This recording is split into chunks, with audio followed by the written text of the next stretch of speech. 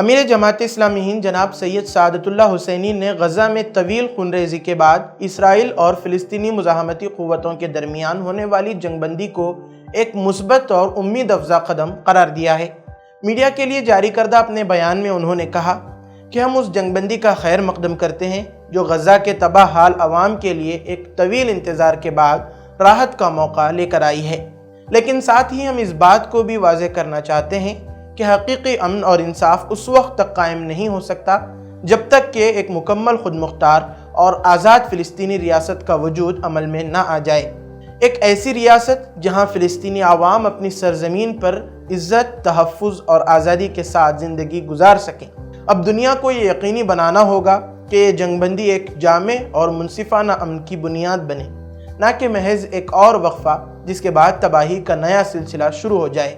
سید سعادت اللہ حسینی نے کہا کہ دنیا بھر کے ان بہادر اور بااصول لوگوں کو بھی تعریف کی جانی چاہیے جنہوں نے اس پیش رفت کو ممکن بنانے میں اپنا اہم کردار ادا کیا ہے۔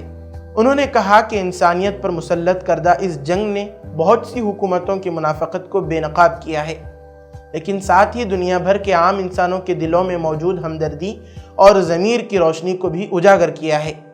ان کے احتجاجات، بے چینی اور یکجہتی نے اس امید کو زندہ رکھا ہے کہ انسانیت اب بھی سانس لے رہی ہے۔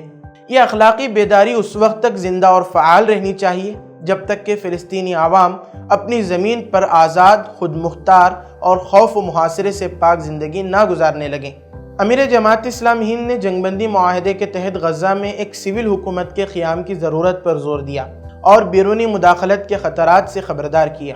غزہ کا انتظام خود فلسطینی عوام کی مرضی اور امنگوں کے مطابق ہونا چاہیے۔ دواخانے ملبے کا ڈھیر بن چکے ہیں، بچے کھنڈرات میں تعلیم حاصل کر رہے ہیں، لوگ پانی اور بجلی کے بغیر زندگی گزارنے پر مجبور ہیں۔ انہوں نے کہا کہ دنیا اب ان حالات سے منہ نہیں موڑ سکتی۔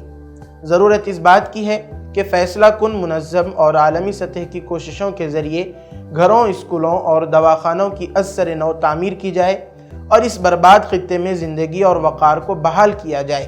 غزہ کے عوام کا حوصلہ، صبر اور غیر متزلزل ایمان پوری دنیا کے لیے تحریک کا سر چشمہ ہے۔ انہوں نے ناقابل بیان مصائب کے باوجود اپنی سرزمین کے دفاع میں استقامت دکھائی۔ ان کی ثابت قدمی صرف اپنی سرزمین کا دفاع نہیں بلکہ انسانی ضمیر کے دفاع کے مترادف ہے۔ اپنے بیان کے آخر میں انہوں نے کہا، ہم دعا کرتے ہیں کہ یہ جنگ بندی انصاف اور مساوات پر مبنی ایک پائیدار امن کی ابتدا ثابت ہو۔